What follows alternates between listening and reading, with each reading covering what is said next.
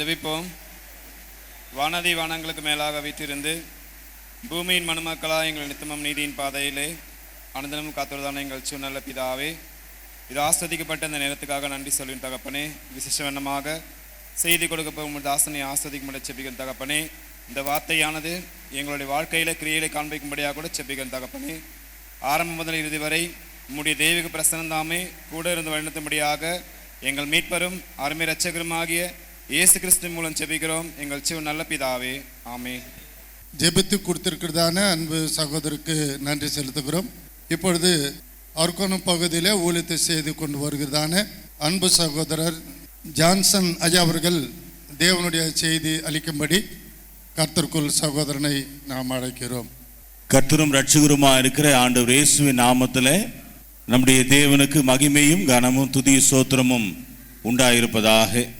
இந்த 17வது வேனிற்கால வேதாக முகாமுக்கு கூடியிருக்கிற உங்கள் அத்தனை பேருக்கும் இன்பராகிய ஆண்டவர் இயேசுவின் நாமத்தில் என்னுடைய அன்பின் வாழ்த்துக்களை சோத்திரத்தை நான் தெரிவித்துக் கொள்கின்றேன். இந்த வேனிற்கால முகாமுக்காக கொடுக்கப்பட்டிருக்கக்கூடிய கருப்பொருள் முன்னேறு. இதை ஆங்கிலத்தில் நாம் பார்க்கும்போது ப்ராக்ரெஸ். இன்னொரு வார்த்தை இதை சொல்லலாம், அப்கிரேட். ஒரு நிலையிலிருந்து இன்னொரு நிலைக்கு உயருகிறது தான் முன்னேற்றம் என்று சொல்லுகிறோம். பள்ளியில் படிக்கிற பையன் ஒரு பாஸ் பண்ணா 35 மார்க் போதும் அப்படின்னு ஒரு மைண்ட் செட்டப்பில் இருக்கக்கூடியவனை அந்த ஆசிரியர் அவனுக்கு ஊக்கம் கொடுத்து அவனை 70 மார்க்குக்கு மேலே எடுக்க வைக்கிறதுக்கு பேரு ஒரு முன்னேற்றம். நாம கர்த்தருடைய பந்தியில திராட்சை ரசத்தை பயன்படுத்துறோம் தெரியுங்களா? அது ஏன் வாரந்தோறும் பயன்படுத்துகிறோம்? ஏன் ஒரு ஆப்பிள் ஜூஸோ இல்லை ஒரு ஆரஞ்சு ஜூஸோ ஏன் பயன்படுத்தல? மற்ற ஜூஸ் எல்லாம் நாள்பட வைத்திருந்தா கெட்டு போகும். ஆனா திராட்சையினுடைய குணம் என்னவென்றால் நாளாக நாளாக அதனுடைய குணம் முன்னேறி கொண்டே இருக்கும். ஒரு நிலையிலிருந்து அடுத்த நிலைக்கு அது தாவிக்கொண்டே இருக்கும். உலகத்திலேயே மிக மிக அருமையான ஒரு பானம், ஆரோக்கிய பானம் இருக்குமானா அது பழைய திராட்சை பழ ரசம் தான். சரி, அதே போல பால் இருக்குல்ல, அந்த பால் கொஞ்சம் தயிர் அதுக்குள்ள சேர்த்தீங்கன்னா அது என்னவாக மாறுகிறது? தயிராக மாறுகிறது. ஒரு பால் தயிராக மாறுவதற்கு என்ன தேவை? ஏற்கனவே அந்த நிலையை அடைந்திருக்கக்கூடியதை நாம சேர்க்கும் பொழுது ஒரு முன்னேற்றம் ஏற்படுகிறதை போல நாம் ஒவ்வொரு ஆண்டும் இந்த மாதிரியான கூட்டங்களிலே வந்து தேவனுடைய வார்த்தைகளை நமக்குள்ளே சேர்க்கும் பொழுது நாம் கிறிஸ்தவத்தில் அடுத்தபடியாக முன்னேறி போவதற்கான ஒரு நல்ல வாய்ப்பாக அமைந்திருக்கிறது. இதுல இந்த முன்னேற்றத்தில் எனக்கு முன்பாக 3 சகோதரர்கள் அவர்களுக்கு கொடுக்கப்பட்ட தலைப்பில் பேசினார்கள். இப்பொழுது எனக்கு கொடுக்கப்பட்டிருக்கிற தலைப்பு என்னவென்றால், நீ விதைக்கிற விதை செத்தால் ஒழிய. அதுல பிராக்கெட்ல என்னன்னா, சரீரத்தினுடைய ஆசைகளை மேற்கொள்வதில் முன்னேறு. இந்த சரீர ஆசைய மேற்கொள்வதையே ஒரு ஆசையா மாறுது இல்ல? புத்தர் சொன்னாராம், ஆசையே படக்கூடாதுன்னு அவர் ஆசைப்பட்டாராம். அந்த மாதிரி எல்லாம் இருக்கு. ஆனா இது கொஞ்சம் காம்ப்ளிகேட்டடான விஷயம்தான். ஆனால் இதை செய்வதற்கு நமது முன்னோடியானவராகிய இயேசு அதை செய்து காண்பித்து விட்டு சென்றிருக்கின்றார். இப்படிதான் வாழணும், இப்படிதான் ஜெயிக்கணும், இப்படிதான் அடக்கமா இருக்கணும். 5 வித்தான் யார் என்று திருவள்ளுவன் கேட்கும் பொழுது அந்த 5 வித்தான் ஆண்டவர் இயேசு ஒருவரே. 5 புலன்களை அடக்கினவர் யார் என்று பார்த்தால் ஆண்டவர் இயேசு. அப்பொழுது இந்த சரீரத்தில் இருக்கக்கூடிய அவயவங்களாகிய 5 புலன்களை, அதனுடைய ஆசா பாச இச்சைகளை அடக்கி அல்லது வெறுத்து வாழுகிற அந்த வாழ்க்கையை தான் இந்த இடத்துல மேற்கொள்ள வேண்டும் அல்லது முன்னேறி போக வேண்டும் என்று சொல்லப்பட்டிருக்கிறது. சரி, அதனால என்ன பிரயோஜனம்? அப்படி அடக்கி ஆழ்வதனால் என்ன பிரயோஜனம்? என்ன பிரயோஜனம் என்றால் நாம் தகுதியை உயர்த்தி கொண்டே போகிறோம். We are going to increase our progress to next level. இந்த அடுத்த கட்டத்துக்கு முன்னேறி போகிற இந்த முன்னேற்றத்தை இன்றைக்கு ஒவ்வொரு தலைப்பின் கீழாக பேசிக்கொண்டு வருகிறோம். இன்னும் அநேகர் பேச போகிறார்கள். சகோதரர் டேவிட் இளங்குமரன் அவர்கள் எங்கள் தங்கச்சி வீட்டுக்கு வந்தார். அங்கே ஒரு சப்போட்டா மரத்தில் நிறைய பழங்கள் தொங்கிட்டு இருந்தது.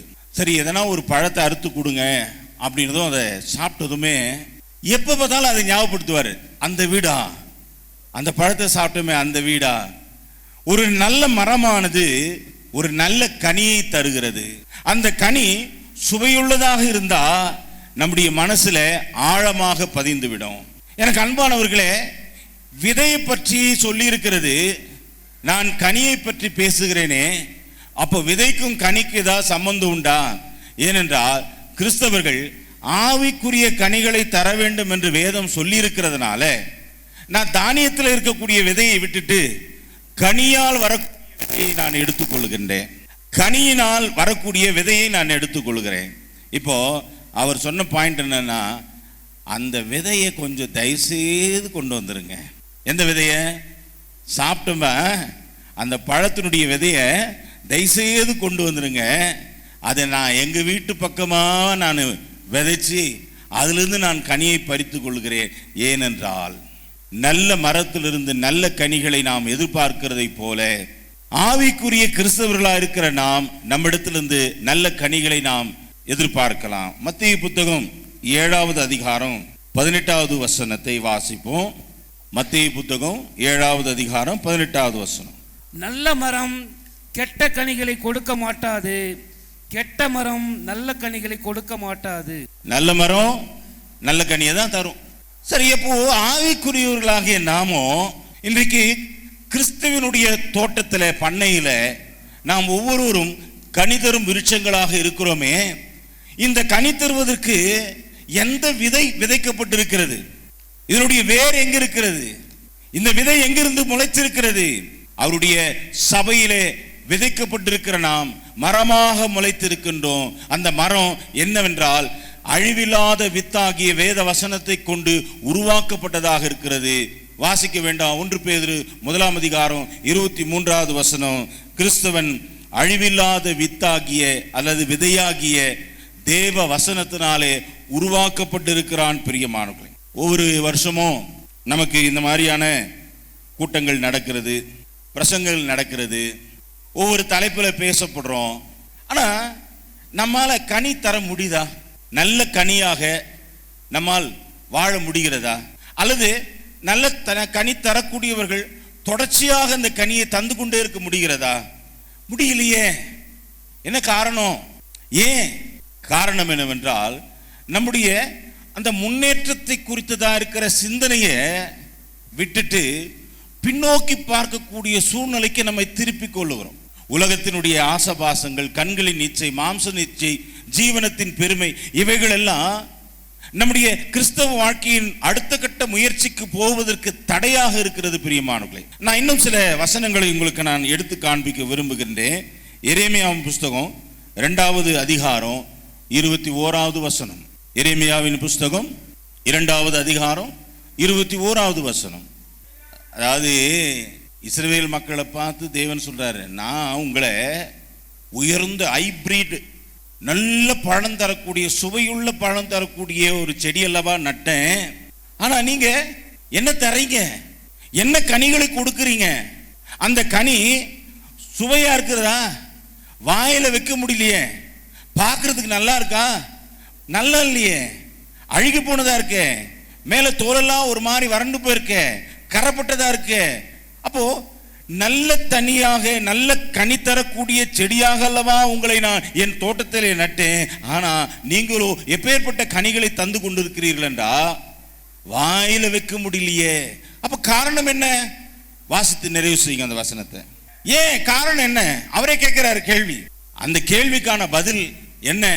ஏசாயா புத்தகம் 5வது அதிகாரம் 2ஆம் வசனம் 3ஆம் வசனத்தை எடுத்துக்கொள்வோம்.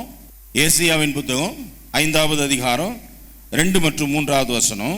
அவர் அதை வேலி அடைத்து அதில் உள்ள கற்களை பொறுக்கி, அந்த கற்களை பொறுக்கி அதிலே நற்குல திராட்சை செடிகளை நட்டு அதன் நடுவில் ஒரு கோபுரத்தை கட்டி அதில் ஆலையை உண்டாக்கி அது நல்ல திராட்சை பழங்களை தரும் என்று காத்திருந்தார். அதுவோ கசப்பான பழங்களை தந்தது. கசப்பான பழம் தந்தது. அடுத்தது, எருசலேமின் குடிகளே, யூதாவின் மனுஷரே, எனக்கும் என் திராட்சை தோட்டத்துக்கும் நியாயத்தீருங்கள்.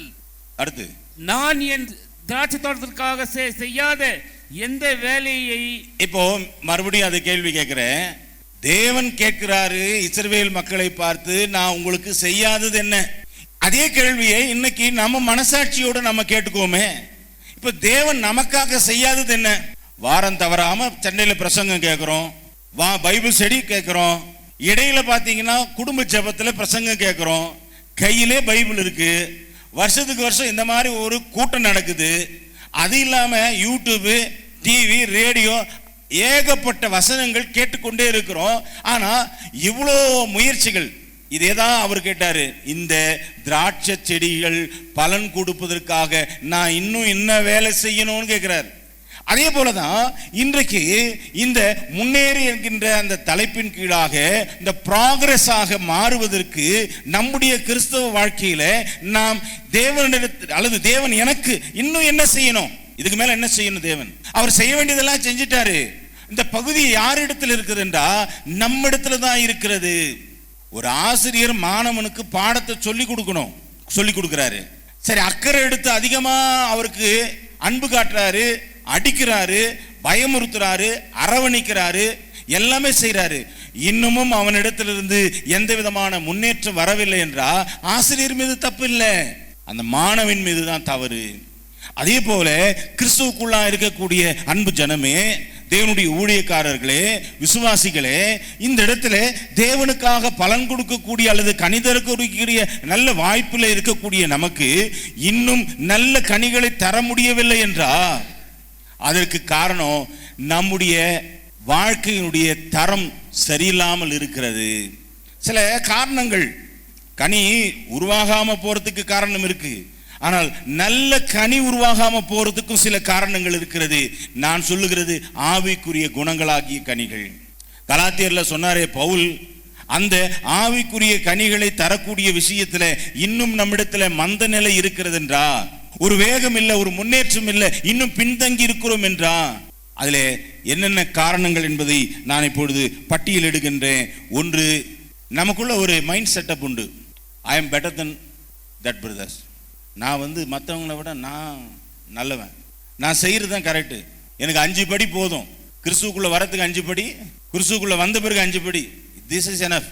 இந்த மைண்ட் செட்டப் நமக்குள்ள என்ன ஆயிடுச்சுன்னா ஆழமா விதைச்சிட்டாங்க இல்லைங்க. அதே நேரத்தில் சுயநீதியோடு கூட நாம் மிஞ்சின நீதிமான்களாக சில நேரத்தில் இருப்போம். அதாவது நான் செய்யறது கரெக்டு, மற்றவெல்லாம் பாவி, நான் மட்டும்தான் அப்படின்ற எண்ணம் எப்போ நமக்குள்ள தோன்றுகிறதோ அப்பொழுதே நம்மை கெடுத்து கொள்ளக்கூடியவர்களாக இருக்கிறோம். எதை கெடுத்து கொள்ளுகிறோம்? முன்னேற்றத்தை கெடுத்து கொள்ளுகின்றோம். பிரசங்கியின் புத்தகம் 7வது அதிகாரம் 16வது வசனத்தை வாசிப்போம். மிஞ்சின நீதிமானாயிராதே, உன்னை அதிக ஞானியும் ஆக்காதே, உன்னை அதிக ஞானியும் ஆக்காதே, உன்னை நீ ஏன் கெடுத்து கொள்ள வேண்டும்? அப்போ எனக்கு ஓவர் கான்ஃபிடென்ட் வேற, என்னுடைய குணம் நான் செய்யறதெல்லாம் கரெக்டு, எனக்கு தான் அறிவு இருக்கு, மற்றவங்க எல்லாம் யாருமே இல்லை அப்படின்னு நினைக்கிற முதல் பாயிண்ட் நம்முடைய வாழ்வில எதை தடுக்கிறது? கிறிஸ்தவ ஜீவியத்தின் ஆவிக்குரிய கனிகளை தடுக்குவதற்கு தடையாக இருக்கிறது. சரி, அடுத்த 2வது பாயிண்ட், எபேசியர் 4ஆம் அதிகாரம் 22வது வசனம். எபேசியர் 4ஆம் அதிகாரம் 22வது வசனம். அந்தபடி முந்தின நடக்கை கூறிய மோசம் போக்கும் இச்சைகளாலே கெட்டு போகிற பழைய மனுஷனை நீங்கள் களைந்து போட்டு. இப்போ சில நேரங்கள்ல குளிர்காலம் வந்ததுன்னா கம்பளி எல்லாம் எடுத்து பயன்படுத்துவோம், வெயில் காலம் வந்ததும் அந்த கம்பளி எடுத்து பரன் மேல போட்டுருவோம். நம்முடைய கிறிஸ்தவ வாழ்க்கையில சில நேரங்கள் அப்படிதான், சில சுபாவங்களை என்ன செய்வோம்னா சீசனுக்கு ஏற்ற மாதிரி பயன்படுத்திக்குவோம், எடுத்து வச்சு மேல வச்சிருது, அப்புறம் யூஸ் ஆகும், அப்புறமா நம்ம பயன்படுத்திக்கலாம். நான் யார் தெரியுமா, உள்ள யாருக்கிறேன்னு தெரியுமா, ஏதோ பைபிள் தூக்குனேன், நான் கொஞ்சம் அடக்கி வச்சிருக்கிறேன், வாயை திறந்துன்னு வச்சுங்களேன், நீ என்ன மாதிரி ஒரு லக்காடி யாருமே பார்க்க முடியாது. பேசணும்ல, சில நேரங்கள்ல மனைவி கிட்ட பேசல, அந்த வார்த்தையை பக்கத்தில் இருக்கவங்களாண்ட பேசல. காரணம், இவைகள் எல்லாம் கெட்டு போகிற பழைய மனுஷன். எதை கெட்டு போக வைக்கிறது? நம்முடைய முன்னேற்றமான ஆவிக்குரிய கனிகளை தருவதில் இருக்கக்கூடிய சதவீதம் கூட வேண்டுமே தவிர அவைகள் என்ன ஆகிறது என்றால் இந்த சுபாவங்களாலே குறைந்து போகிறது. அப்போ குறைந்து போகாமல் நம்முடைய வாழ்வில் ஆவிக்குரிய கனிகளை தர வேண்டும் என்றால் ஒன்று, எல்லாரை போல சமமான ஞானம் உள்ளவர்களாக எல்லாமே சகித்து கொண்டு வாழ வேண்டும். அடுத்தது இச்சைகள், அதாவது ஆசைப்படுறது தப்பு இல்லைங்க, அது இச்சையாகவோ அல்லது துருச்சியாகவோ நியாயத்துக்கும் தேவ வசனத்துக்கும் சமூகத்துக்கும் விரோதமாக நாம் எண்ணம் கொள்ளுகிற ஒவ்வொன்றுமே அவைகளெல்லாம் இச்சையாக கருதப்படுகிறது. மேலும் இன்னொரு வசனத்தை நம்ம வாசிக்கலாம். யாத்ராகம புஸ்தகம் 32வது அதிகாரம் 7வது வசனம். அப்பொழுது கர்த்தர் மோசேயை நோக்கி நீ இறங்கி போ, எகிப்து தேசத்திலிருந்து நீ நடத்தி கொண்டு வந்த உன் ஜனங்கள் தங்களை கெடுத்து கொண்டார்கள். இந்த வார்த்தையை கெடுத்து கொண்டார்கள் அப்படின்றத பொதுவா ஒரு வாலிபன் ஒரு பெண்ணை பானவகம் படுத்தும் போது இந்த வார்த்தையை சொல்லுவாங்க, அந்த பொண்ணை கெடுத்துட்டான்பா அவன். தேவன் நமக்கு கொடுத்திருக்கக்கூடிய அந்த பரிசுத்த வாழ்வை, கற்புள்ள கிறிஸ்தவத்தை நாம் விக்கிரக ஆராதனைக்குள்ளே போகும்போது, பொருளாசைக்குள்ளே போகும்போது, ஏன்னா பொருளாசையும் விக்கிரக ஆராதனையும் என்னது, அக்கா தங்கச்சி, ஒரே வீட்டில் பிறந்த அக்கா தங்கச்சிங்க 2 பேருமே. ஆக அந்த சுபாவம் நமக்குள்ள வருமானா நம்முடைய ஆவிக்குரிய குணத்தை, கனிகள் தரக்கூடிய தன்மையை நாம் கெடுத்து கொள்ளவர்களாக இருக்கிறோம். அதனால தான் இவைகள் நமக்கு சொல்லப்பட்டிருக்கிறது. பிரியமானவர்களே, எரேமியா புத்தகம் 2ஆம் அதிகாரம் 22வது வசனம். எரேமியாவின் புத்தகம் 2வது அதிகாரம் 22வது வசனம். இந்த வசனத்தை வாசிக்கிறதுக்கு முன்னாடி நேற்றுக்கு ட்ரெயினில் வரும்போது ஒரு சின்ன சம்பவம் நடந்தது. ஸோ ஒரு சார்லஸ் ஒரு மாம்பழத்தை கொண்டு வந்தார். அந்த மாம்பழத்தை பார்க்கும்போது மேலெல்லாம் வரும் கருப்பு கருப்பாக கரகரையாக இருந்தது. நான் அப்பயே சொன்னேன், இந்த மாதிரி நாளைக்கு நான் இதை கண்டிப்பாக பிரசங்கத்தில் சொல்ல போகிறேன், கவனிச்சுனே இரு. சரி, அந்த கரை ஏன் வந்தது? பழத்தின் மேலே ஏன் கரை வந்தது? சர்ப்பு போடலையா? கரை நல்லது தானெலாம் சொல்லாதீங்க, கரை கெட்டது. அது சட்டில் பேண்ட்டில் இருந்தால் கூட பரவாயில்ல, சர்ப்பு போட்டு துவைச்சிக்கலாம். ஆனால் ஆவிக்குரிய வாழ்விலே கரைகள் வேண்டாம். சரி, இப்போ பழ மேட்டருக்கு வாங்க. ஏன் அந்த கரை வந்தது? கரை வருவதற்கு காரணம், அதை பறிக்கின்ற பொழுது அதனுடைய பால் அது மேலே பட்டுச்சு. அதனால் என்ன ஆச்சு? கரையாயிடுச்சு. சரி, கிறிஸ்துவ வாழ்க்கையிலே நல்ல கனி தரக்கூடியவர்களாக வந்து கொண்டே இருக்கிறவர்களுக்கு திடீரென்று ஒரு பால் உணர்வு ஏற்படுகிறது. இப்போ கரை வருமா வராதா? நான் சொல்ற பாயிண்ட் புரியுதுங்களா இல்லையா? ஒரு நல்ல கனி தரக்கூடிய கனியில அதை பறிக்கின்ற பொழுது அதனுடைய காம்பிலிருந்து வரக்கூடிய பால் அதன் மேல பட்டா எப்படி கரை உருவாகிறதோ அதுபோல ஆவிக்குரிய வாழ்வில இவ்வளவு காலமாக நான் சிறப்பாக வாழ்ந்து நற்கனிகளை கொடுத்து கொண்டிருக்கக்கூடிய வாழ்வில திடீரென்று எனக்குள்ளே அந்த பால் உணர்வினாலே அந்த மோசம், சபலம் இவைகள் ஏற்படுகின்ற பொழுது அவைகளால் என்னுடைய ஆவிக்குரிய கைப்பட்டு போகிறது அல்லவா? அதுதான் எரேமியா ஆசிரியர் சொல்றாரு 2ஆம் அதிகாரம் 22வது வசனத்துல, நீ உன்னை உவர் மண்ணினாலே கழுவி. சரி, கரைப்பட்டுச்சு, இப்ப அதை போட்டு கழுவலாம். எப்படி? ஊர் மண்ணுன்றது பழைய காலத்துல ஏரிகள்ல ஒரு நாக்கு பூச்சிகள், சில பூச்சிகள் என்ன செய்யணும், அந்த மண் உள்ள இருந்து அப்படியே வெளியே தள்ளும். அந்த மண் எடுத்து தலையில தேய்ச்சி குளிச்சிங்கன்னா அரப்பாவது, சீக்காவது. சூப்பரான மண் அதுதான். உங்க உடம்புல போட்டு தேய்ச்சிங்கன்னா மட்டு குளியல்ன்றாங்களே, இப்போ காசு கொடுத்து வாங்கி பண்றாங்களே, அது அந்த காலத்திலேயே நம்ம தாத்தா பாட்டி எல்லாம் பண்ணிட்டாங்க. அந்த மாதிரி ஒவ்வொரு மண்ணினாலே போட்டு கழுவினாலும், இந்த சவுக்காரன்றது சோப்புங்க, அதிக சோப்பு போட்டு தேய்ன்னு தேய்ச்சாலும் சரி, ஆலா போட்டாலும் சரி, டிடர்ஜென்ட் போட்டாலும் சரி, சர்பெக்சல் போட்டாலும் சரி, வாஷிங் பவுடர் நிர்மா போட்டாலும் சரி, என்ன ஆகாது? உன் அக்கிரமத்தின் கரைகள், அக்கிரமத்தினுடைய கரைகள் என்ன செய்கிறதெல்லாம் எனக்கு முன்பாக இருக்கும் என்று கர்த்தராகிய ஆண்டவர் சொல்லுகிறார். இப்போ எனக்கு அன்பானவர்களே, நம்மை கெடுத்து கொள்கிறதா இருந்தாலும் சரி, மோசம் போகிறதா இருந்தாலும் சரி, கரைகள் உருவாகிறதுனாலும் சரி, இதை எங்க கொண்டு போய் நம்ம நிறுத்தோம்னா, இந்த முன்னேற்றத்துக்கு என்னை தகுதியாக்குவதற்கு பதிலாக என்னை நிராகரிக்க கூடியதாக மாற்றி, ஆவிக்குரிய வாழ்விலே நான் கனி தரக்கூடியவனாக இருந்து இப்பொழுது நான் நிராகரிக்கப்பட்டவனாக மாறிவிடுவேன். என்னுடைய ஆவிக்குரிய வாழ்வின் கனிகளால் அந்த கனியினுடைய விதை எப்படி இருக்க வேண்டும் என்றால் செத்ததாக இருக்க வேண்டும். அப்பதான் அதுக்கு என்ன வரும்? தகுதி வரும். 13 புஸ்தகத்தை எழுதினாருங்க அப்போஸ்தலன் பவுல். கிட்டத்தட்ட அன்றைக்கு இருந்த உலகம் வரப்பிரமத்தில் 3 முறை சுற்றி வந்தார். அவர் பேசின மொழிகள் பார்த்தீங்கன்னா 5 மொழி, சரளமாக பேசுவார். அவரை மாதிரி ஒரு ஆள் இல்லை. ஆனால் அவர் இயேசுவை ஏற்றுக்கொண்ட பிறகு அவருடைய வாழ்க்கையின் முறம் என்பது உடனே அவர் மாற்றம் அடைந்தார். நிறைய மாறிட்டார். அவர் மாறின பிறகு அவர் என்ன செய்தார் தெரியுங்களா? தன்னை தான் எதற்காக பிடிக்கப்பட்டனோ அதற்காகவும், அந்த லாஸ்ட் கோல் இருக்கு இல்லையா, த பர்பஸ் ஆஃப் காலிங், அதற்காகவும் தன்னை அவர் ஆயத்தப்படுத்தி கொண்டே வந்தார். பிலிப்பியர் 3ஆம் அதிகாரம் 10ஆம் வசனத்தை எடுத்துக்கொள்வோம். இப்படி நான் அவரையும் அவருடைய உயிர்த்தெழுதலின் வல்லமையையும் எப்படியாவது பாஸ் பண்ண வச்சிருங்க. இந்த பேப்பரை திருத்தும் போது பார்த்தீங்கன்னா அன்புக்கு தெரியும். என்ன அன்பு, 70 மார்க்குக்கு அவன் 67 மார்க் எடுத்துருக்கிறான். என்ன பண்ணுவீங்க? மறுபடியும் அந்த பேப்பரை திருப்பி எங்கேயாவது 1 மார்க் 1/2 மார்க் எதனா கூட்ட முடியுமான்னு பார்த்து போட்டு பாஸ் பண்ண வச்சிருவாங்க. இப்போ பவுல் அதான் சொல்றாரு, எப்படியாகிலும் நான் உயிர்த்தெழுதலுக்கு தகுதியாக வேண்டும். அந்த எப்படி ஆகினும் என்பதுதான் நம்முடைய கிறிஸ்தவ வாழ்க்கையிலே தேவனுடைய வசனத்துக்காக இச்சைகளை வெறுத்து, விக்கிரக ஆராதனையை வெறுத்து, பொருளாசையை வெறுத்து, மிஞ்சின நீதிமான் என்கின்ற தன்மையை விட்டு நானும் ஒரு சாதாரண உங்களைப் போல ஒரு மனிதன் என்கின்ற நிலைப்பாட்டுக்குள்ளே நாம் வருகின்ற பொழுது அந்த தகுதி நமக்குள்ளே உருவாகிறது. எதற்கு தகுதி உருவாகிறது? உயிர்த்தெழுதலுக்கு தகுதி உருவாகிறது. ஏனென்றால் ஒரு விதை விதைக்கப்படுகின்ற பொழுது அது செத்து மீண்டும் முளைக்கிறது. இங்கே வாழ்ந்து கொண்டிருந்த காலத்திலே விதைக்கப்படுகிற இந்த விதையானது ஒரு சொற்ப காலம். ஆனால் அது முளைத்தெழும்பி வாழப்போகிற வாழ்க்கை என்பதோ நித்திய காலம். அப்போ நம்முடைய வாழ்க்கை பின்னோக்கி போகக்கூடியவர்களுக்காக நம்முடைய ஆசைகளை, நேரத்தை செலவிட்டு, பணத்தை செலவிட்டு, எண்ணங்களை செலவிட்டு, யோசனைகளை செலவிட்டு வாழ்கிறது வாழ்க்கை அல்ல. நித்திய காலமாய் வாழப்போகிற வாழ்க்கைக்கு நம்மை தகுதியாக்கி கொள்வதற்காக என்ன அளவுக்கு முன்னேற்றத்தை ஏற்படுத்துகிறோம். இவங்க அதனுடைய ஒரு பங்கு, ஒரு சின்ன ஒரு விளக்கு எறிவதற்கு அந்த திரியை அப்படி குச்சி வச்சு தள்ளுவதை போல தான் இப்போ முயற்சி பண்ணியிருக்காங்க. அதில் என்னுடைய பங்கும் இருக்கிறதுக்காக நான் சந்தோஷப்படுகின்றேன். இந்த நிலைமையை யோசித்து பாருங்க. பவுலே அந்த வார்த்தையை சொல்றாருன்னா நம்ம நம்பலாம். பவுலே இந்த வார்த்தையை சொல்றாரு, என்னென்ன எப்படி ஆகில நான் தகுதியாக வேண்டும்.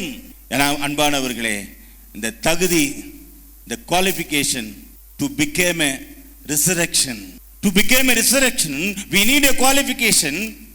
அப்போ அந்த குவாலிஃபிகேஷனை தான் அப்போஸ்தலனாகிய பவுல் சொல்றாரு, எப்படி ஆகில் நான் பெற்றுக்கொள்ள வேண்டும் என்று. இப்போது நாம் வாசிப்போம் 1 கொரிந்தியர் புஸ்தகம் 10வது அதிகாரம் 23வது வசனம். எல்லாவற்றையும் அனுபவிக்க ஆகிலும் எல்லாம் எனக்கு தகுதியாய் இராது. அது ஒருவேளை மதுவோ மாதுவோ போதையோ வேற ஏதோ ஒரு பொருளோ அல்லது இன்னொருத்தர் கொடுத்திருக்கிற அந்த ஒரு பொருளை பத்திரமா வச்சிருக்க வேண்டிய அந்த சந்தர்ப்பத்தையும் இல்லை நீங்க தவறா பயன்படுத்தி, எல்லாவற்றுக்கும் ஒரு நியாயம் இருக்கு, சந்தர்ப்பம் இருக்கு, எனக்கு சூழ்நிலை சாதகமா அமைஞ்சு போச்சு என்று சொல்வது தகுதியா இருக்காது. அதிகாரம் இருக்கு, பரவாயில்ல, என்கிட்ட தான் இருக்கு, அதிகாரம் இருக்கு. ஆனால் அவை எனக்கு பக்தி விருத்தி உண்டாக்குமா? எனக்கு உயிர்த்தெழுதலுக்கு தகுதியை உண்டாக்குமா? இல்லை பிரியமானவர்களே, அவைகள் எனக்கு பக்தி விருத்தியும் உண்டாக்காது, எனக்கு தகுதியையும் உண்டாக்காது. நான் டிஸ்குவாலிஃபை ஆகுவதற்கான வாய்ப்புகள் அதிகமாக இருக்கிறதுனால அவைகளை விட்டு உயிர்த்தெழுதலுக்காக நம்முடைய வாழ்க்கையை முன்னேற்றி செல்ல வேண்டும் என்பதுதான் நோக்கமாக இருக்கிறது. எனக்கு அன்பானவர்கள், யோபின் புத்தகம் 5ஆம் அதிகாரம் 25வது வசனத்துல, யோபின் புத்தகம் 5வது அதிகாரம் 26வது வசனம், தானியம் ஏற்ற காலத்துல அம்பாரத்தில் போய் சேர்ற மாதிரி முதிர் வயதில் நம்ம எல்லாருமே, முதிர் வயதெல்லாம் கிடையாது, இப்போ கொரோனாக்கு அப்புறம் முதிர் வயதே கிடையாது, எப்போ கூப்பிடுறாரோ போக வேண்டியதுதான். அதனால அப்பனா கூட பரவாயில்லைங்க, 60 வயசுக்கு அப்புறமா கொஞ்சம் அடைக்கடிக்கு வாத்துலாம் அப்படின்னு நம்ம சொல்றதுக்கான வாய்ப்பு இருந்தது. ஆனா இப்போ அப்படி இல்லை, எப்போ காலிங் வரும்னே தெரியாது. அதனால் ஜாக்கிரதையாக உன்னுடைய விதையை விதைப்பதற்கு முன்னேறும். ஜாக்கிரதையா முன்னேறணும், ரெடியா இருக்கணும், ஆயத்தமாக இருக்க வேண்டும். பிரியமானவர்களே, நாம் எப்பொழுதுமே மனம் திரும்புதலுக்கு ஏற்ற கனிகளை கொடுத்து கொண்டே இருக்க வேண்டும். ஊட்டிக்கு வந்தோம், சுத்தி பார்த்தோம், ஏதோ உட்கார சொன்னாங்க, உட்கார்ந்தோம், வசனத்தை பேசினாங்க. நாளைக்கு போய் கேளுங்க யார் யார் என்ன பேசினாங்கன்னு. இல்லை வீட்டுக்கு போன பிறகு ஒவ்வொருத்தரும் இந்தந்த பிரதர் இந்தந்த மெசேஜ் கொடுத்தாங்கன்னு நோட்ஸ் பார்க்காம சொல்லுங்க பார்க்கலாம்.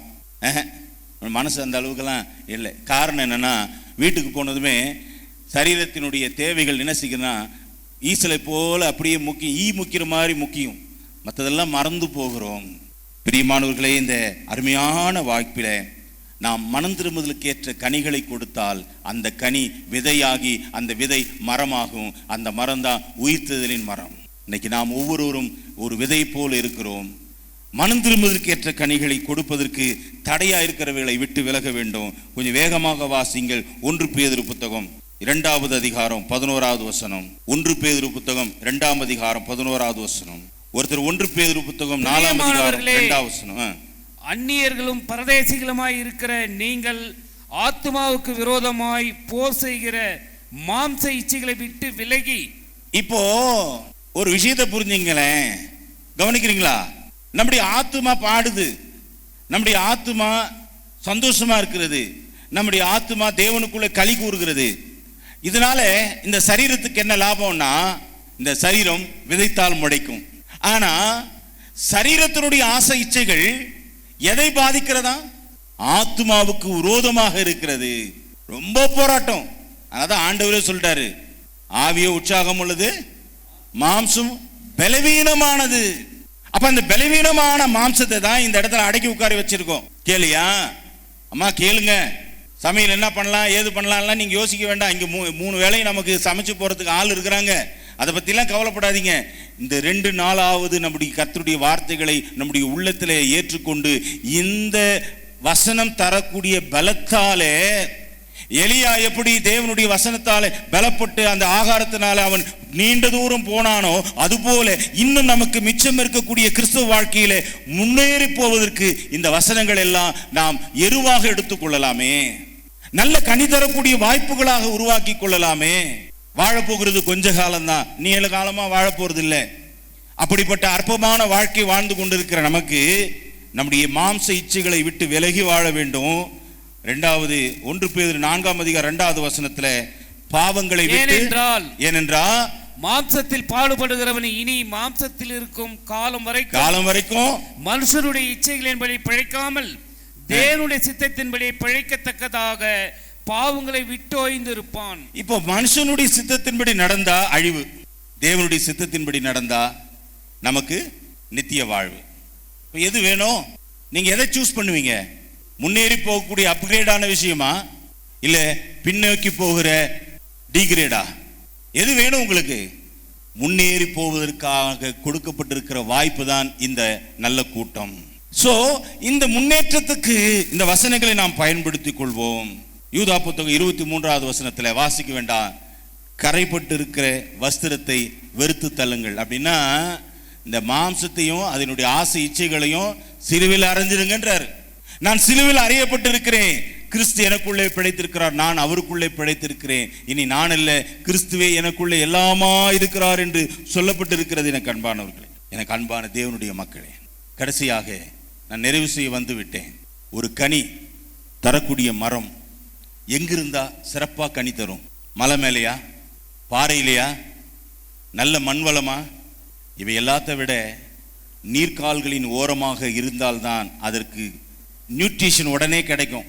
அப்போ இந்த ஆவிக்குரிய வாழ்க்கையிலே கனி தரக்கூடியவர்களாக நாம் வேற எங்க போனாலும் நம்ம இடத்துல இந்த சத்தை உறிஞ்சி எடுத்துக்கொள்ள முடியாது. ஒரே இடம்தான் இருக்கிறது, அது தேவனுடைய வார்த்தை என்கின்ற இந்த வேத புத்தகத்தின் அருகாமையில் நாம் இருக்கும்போது நாம் பெற்றுக்கொள்ள முடியும். சங்கீத புத்தகம் 1ஆம் சங்கீதம் 3வது வசனத்துல அவன் நீர்க்கால்களின் ஓரமாய் நடப்பட்டு தன் காலத்திலே தன் கனியை தந்து இலை உதிராதிருக்கிற மரத்தை போல இருப்பான், அவன் செய்வதெல்லாம் வாய்க்கும். எனக்கு அன்பானவர்களே, நாம் கர்த்தருடைய வேதத்துல இரவும் பகலும் தியானமா இருப்பதை தான் இந்த வசனம் சொல்லுகிறது. அப்போ நாம் மனம் திரும்புவதற்கேற்ற கனிகளை தந்து அந்த கனிகளால் அறியப்பட்டிருக்கக்கூடிய அந்த விதை விதைக்கின்ற பொழுது ஒரு நல்ல மரமாக முளைத்தெழுவதற்கு நீர்க்கால்களின் ஓரமான வசனத்தின் பக்கமாக நம்முடைய நிலை இருக்க வேண்டும். சரி, டிவிக்கு எவ்வளோ நேரம் செலவு பண்ணுறோம், வசனம் படிக்கிறதுக்கு எவ்வளோ நேரம் செலவு பண்ணுறோம்? நீங்களே சொல்லிங்க. டிவிக்கு, யூடியூபுக்கு, ஃபேஸ்புக்கு, இன்ஸ்டாகிராமுக்கு, மற்றதுக்கெல்லாம் எவ்வளோ நேரம் செலவு பண்ணுறோம்? வசனத்துக்கு எவ்வளோ நேரம் செலவு பண்ணுறோம்? வசனத்துக்கு செலவு பண்ணும்போது ஒரு அதிகாரம், அவ்வளோதான், கடமை முடிஞ்சிருச்சு. ஆனால் அதே நைட்டு ஃபுல்லாக பாருங்க, சில நேரம் இன்ட்ரெஸ்ட் அதிகமாயிடுச்சுனாக்கா 12 1 மணி கூட தாண்டி போகுது, லேட்டா தூங்குறோம். எனக்கு பிரியமானவர்களே, அவைகளெல்லாம் விட்டு நீங்கள் செல்போனுக்கு உங்களுடைய கழுத்தை வளைத்தீர்கள் என்றால் தேவனுக்கு முன்பாக நீங்கள் தலை குனிந்து நிற்க வேண்டும். ஆனால் வேதத்துக்கு தலை குனிந்தீர்கள் என்றால் தேவனுக்கு முன்னாடி தலை நிமிர்ந்து நிற்கலாம். அதுதான் முன்னேற்றம். அந்த முன்னேற்றத்தை தான் இந்த இடத்துல உங்களுக்கு நான் சொல்லிக் கொண்டிருக்கின்ற பிரியமானவர்களே. இப்போ நீர்க்கால்களின் ஓரமாய் நடப்பட்ட ஒவ்வொரு கிறிஸ்தவர்களும் தன் காலத்திலே தன் கனியை தருகின்ற பொழுது அந்த கனியை யார் ருசித்து பார்க்க வேண்டும்? என் நேசர், my darling, my sweetheart வரப்போறாரு. வந்து வாங்கப்பா உங்க கனிகளை கொண்டு வாங்கன்னு சொல்ல போறாரு. அந்த நேரத்தில் என் கனியை நான் கொண்டு போகும்போது அவர் மூஞ்சி எப்படி போகுமோ அப்படின்னு பார்ப்பனா இல்லையா? இந்த கனி சாப்பிடும்போது ஒரு புளிப்பா இருந்ததுன்னா, கசப்பா இருந்ததுன்னா அந்த முகத்தோற்றம் எப்படி இருக்கும்? அந்த உணர்ச்சியின் விளிம்பு எப்படி வரும்? ஆனா அதே ருசி உள்ளதுன்னா, நேத்திக்கு டைட்டஸ் அந்த பழத்தை அடி சாப்பிட்டு அப்படின்னு என்ன ருசியா இருக்குன்னு அர்த்தம். அடி சாப்பிடும்போது அந்த பழம் கசக்குதோ அல்லது புளிக்குதோனாக்கா அந்த மூஞ்சோடையே ஒரு மாதிரி சுருங்கி போகும். என் நேசருக்கு முன்பாக நான் படைக்க போகிற என்னுடைய கனி அவர் ருசிக்கும்படியாக இருக்க வேண்டும். பிரியமானவர்களே, உன்னத பாட்டு புத்தகம் 7வது அதிகாரம் 13வது வசனம். உன்னத பாட்டு புத்தகம் 7ஆம் அதிகாரம் 13வது வசனம். சரி, ஒரு நிமிஷம். வாசனை வீசும். அப்போஸ்தலனாகிய பவுல் சொல்றாரு, நாங்க கிறிஸ்துவின் சுவிசேஷத்துக்காக எப்படி இருக்கிறோம்? நற்கந்தமா இருக்கிறோன்றோம். இந்த மல்கோவா பழம் இருக்குங்களே, அதை நீங்க காயை வாங்கி ஒரு வைக்கோல் புல்லில் போட்டு நீங்க மறைச்சு வச்சுட்டு மறந்து போனாலும் சரிங்க, அதனுடைய பழுக்கிற தன்மை வந்தது என்ன செய்யணும்? வீடே மணக்கும். பவுல் கூட தான் சொல்றாரு, நாங்கள் கிறிஸ்துவுக்காக நற்கந்தமாக இருக்கிறோம். we are for Christ became a perfume, the aroma, sweet smelling aroma, சுகந்த வாசனையாக இருக்கிறோம். ஏனென்றால் எங்களுக்குள்ளே அவருடைய வசனம் வாசம் வீசுகிறது. இப்பொழுது அந்த வசனத்தினாலே நான் கொடுக்கக்கூடிய கனிகள் நல்ல பருவம் அடைந்து பக்குவம் அடைந்திருக்கிறது, தகுதி பெற்றிருக்கிறது. அந்த கனிகளை என் ஆண்டவரிடத்தில் நான் கொடுக்க போகிறேன். இப்போ எங்க ஆண்டவர் வந்தாரு, அந்த பழத்தை பார்த்தாரு, சாப்பிட்டாரு. இப்போ சொல்லலாம் நம்ம தைரியமா, வாங்க ஆண்டவரே, எங்களுடைய கனிகளை நாங்கள் உமக்கு தருகிறோம். அந்த கனிகளை நீர் அறிந்துவிட்டு அந்த விதையை நீங்கள் விதைத்தா அந்த விதை என்ன ஆகும்? முளைத்தெழும்பும். கலாத்தியர் புத்தகம் 6வது அதிகாரம் 8வது வசனம். தலைப்பை மீண்டும் நினைவு கூறுங்கள். எனக்கு கொடுக்கப்பட்டிருக்கிற தலைப்பு, நீ விதைக்கிற விதை செத்தால் ஒழிய. அப்போ எதெல்லாம் சாகணும்? ஆசை, இச்சை, மோகம், விக்கிரக ஆராதனை, மிஞ்சின நீதிமான், இப்படிப்பட்ட பல காரியங்கள்ல இருந்து நம்முடைய அந்த குணங்கள் எல்லாம் செத்து நீதிக்கு பிழைத்திருக்கும்படியாய் ஆவிக்கென்று நம்முடைய விதை விதைக்கணும். அந்த ஆவிக்குரிய விதையாக நம்முடைய கனிகள் இருந்து அந்த கனியின் மூலமாக அந்த விதை வர வேண்டும். அந்த கனி ஆவிக்குரிய கனியாக ருசியுள்ளதாக வர வேண்டும் என்றால் நீர்க்கால்களின் ஓரமாக இருக்கக்கூடிய செடியானது எப்படி இருக்கிறதோ, கர்த்தருடைய வசனத்தின்படி வாழுகிறவனுக்கு அப்படிப்பட்ட ஒரு வாய்ப்பு அமையும். கலாத்தியர் புத்தகம் 6ஆம் அதிகாரம் 8வது வசனம். தன் மாம்சத்திற்கென்றே விதைக்கிறவன் மாம்சத்தினால் அழிவை அறுப்பான். ஆவிக்கென்று விதைக்கிறவனோ ஆவியினாலே அறுப்பான், நித்திய ஜீவனை அறுப்பான். அப்போ சரீர ஆசைகளை, இச்சைகளை நாம் வெறுத்து விட்டு நித்திய ஜீவனுக்காக நம்முடைய வாழ்வை முன்னேற்றி செல்வதற்கு முயற்சி செய்வோம். தேவன் நம்மை ஆசீர்வதிப்பாராக. இந்த கேம்பினுடைய ஒருங்கிணைப்பாளர்கள் யாவருக்கும் என்னுடைய அன்பான நன்றியும் வாழ்த்துக்களையும் தெரிவித்துக் கொள்கின்றேன். தேவன் தாமே உங்களை ஆசீர்வதிப்பாராக. ஆமீன். இப்பொழுது நாம் நிறைவான ஜபத்திற்கு நாம் வந்திருக்கிறோம். நீ விதைக்கிற விதை செத்தாவிடி முளைக்காது என்ற தலைப்பில் ஜேம்ஸ் ஜான்சன் ஐயா அவர்கள் சரீர ஆசைகளை மேற்கொள்வதில் முன்னேறு. இந்த காலை தொடங்கி மட்டுமாக அநேக சகோதரர்கள், அருள் டேனியல் ஐயா அவர்கள் ஜபத்தில் முன்னேறு, சார்லஸ் ஐயா அவர்கள் தீமை வெறுப்பதில் முன்னேறு, வேலுச்சாமி ஐயா அவர்கள் சகிப்பு தன்மையிலே முன்னேறு. இப்பொழுது ஜேம்ஸ் ஜான்சன் ஐயா அவர்கள் சரீர ஆசைகளை மேற்கொள்ள முன்னேறு. காலை தொடங்கி முன்னேறு. நாம் முன்னேறுவதில் நாம் இருக்கிறோம். கடந்த இரவு நேரத்தில் நாங்கள் இந்த ஊட்டி பகுதியில் நாங்கள் இறங்கும்போது பயங்கரமான ஒரு குளிர்ச்சியில் நிற்க முடியாத ஒரு சூழ்நிலையில் இருந்தோம். காலையில் கூட அப்படிதான் இருந்தது, வந்து உட்கார்ந்துருக்கும் போது கூட அப்படிதான் இருந்தது. ஜெயராவ் ஐயா அவர்கள் வந்து இங்கே நிற்பாரு அப்படின்ட்டு நத்தன் ஐயா அவர் சொல்லும்போது அந்த குளிர் விட்டது, உள்ளத்தில் அந்த அனல் பறக்கக்கூடிய ஒரு சூழ்நிலை ஏற்பட்டது. அந்த பதட்டத்தில் நான் என்ன பேசணும் ஏது பேசணும்னு தெரியாது. ஆனால் இந்த 17ஆம் முகாமுக்கு வந்திருக்கிறதான அனைவருக்கும் இந்நேரத்தில் ஈக நத்தானேல் ஐயா அவர்களுக்கும், விக்டர்தாஸ் ஐயா அவர்களுக்கும், பிலிப் பாஸ்கர் ஐயா அவர்களுக்கும் நன்றியை செலுத்துகிறேன். அது மட்டுமல்ல, நம்ம ஐயா அவர்கள் பேசியிருக்கிறதான அந்த வார்த்தைகளை விதைகள் குறித்து பேசப்பட்டது. அந்த விதைகள் சரீரத்தினுடைய விதைகளா ஆவிக்குரிய விதைகளா என்று 2 விதத்தில் நமக்கு தெரிவித்தார்கள். அந்த வார்த்தைகளை நம்முடைய மனதில் நம்முடைய இருதயத்தில் நாம் பதித்து கொள்ள வேண்டும். அதற்கு கடைசியாக சொன்ன அந்த வார்த்தை எனக்கு ஞாபகம் வந்தது. அங்கே கலத்திர 7ஆம் அதிகாரத்தில் 7வது வசனம் சொல்லப்பட்டது, அது மோச போகாதிருங்கள், தேவன் தம்மை பரியாச பண்ணிவிடார், மனுஷன் எதை விதைக்கிறானோ அதை அறுப்பான் என்கிறதான அந்த விஷயத்தில் காலை தொடங்கி மட்டுமாக விதைகள் விதைக்கப்பட்டது. அந்த விதைகளுக்கு பிரதிபலன் தேவன் நமக்கு கொடுப்பார். அவ்விதமாகவே இதுவரையிலும் கூட காலை தொடங்கி மட்டுமாக பொறுமை காத்து அமைதியை காத்து இருக்கிறதான அன்பு சகோதர சகோதரிகள் அனைவருக்கும் கூட இயேசு கிறிஸ்து நாமத்தினால நன்றியை தெரிவித்துக் கொள்கிறேன். இப்பொழுது நாம் நிறைவான ஜபத்திற்கு நாம் கடந்து வந்திருக்கிறோம். பாலாட பகுதியில் கிறிஸ்துவின் சபை உடன் ஊழியராய் பணிபுரிந்தவர்களான அன்பு சகோதரர் ராஜன் ஐயா அவர்கள் வந்து நிறைவு ஜபத்தை செய்யும்படி அன்பாய் அழைக்கிறேன். ஜெபம் செய்வோம். சகல துதிகளின் மத்தியில் வாசம் செய்கிற எங்கள் தூயாதி தூய தகப்பனே, இந்த விசேஷித்த நாளுக்காக உம்முடைய சமூகத்தில் கோடா கோடி ஸ்தோத்திரமும் நன்றியும் செலுத்துகிறோம் தகப்பனே.